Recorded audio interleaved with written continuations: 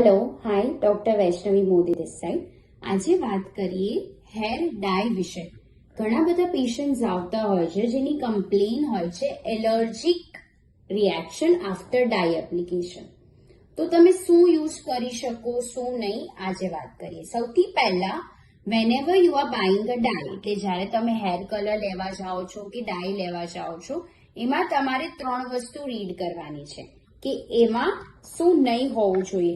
It should not contain PTD, PPD અને ammonia. બરાબર.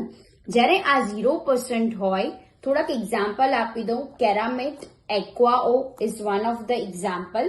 આમાં લિમિટેડ શેડ્સ આવશે, કલર્સ કદાચ બ્લેક અને બ્રાઉન બે જ આવશે.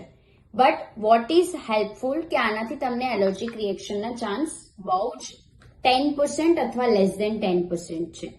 સેકન્ડ ઇઝ ઇફ તમે મહેંદી અપ્લાય કરતા હોય કે નોર્મલ તમે એવું વિચારો છો કે નેચરલ કલર છે, બટ નો, મહેંદીમાં પણ there are so many ingredient કે જેને લીધે રિએક્શન હોવાના ચાન્સીસ છે. સો ડોન્ટ યુઝ નોર્મલ મહેંદી. એનાથી તમારા વાળ ડ્રાય થઈ શકે છે, ફ્રીઝી થઈ શકે છે. સેકન્ડ ઇઝ તમે જ્યારે બી હેર કલર કરો છો એને એપ્લિકેશન પછી 10 to 15 મિનિટ્સ જ રાખવાનું છે. Then wash it off with normal cold water. એને તરત શેમ્પુ નહીં કરવું બીકોઝ એનાથી ડ્રાયનેસ ઇન્ક્રીઝ થશે એઝ વેલ એઝ કલરનો જે કોન્ટેક્ટ પીરિયડ છે એ પણ ડિક્રીઝ થઈ જશે.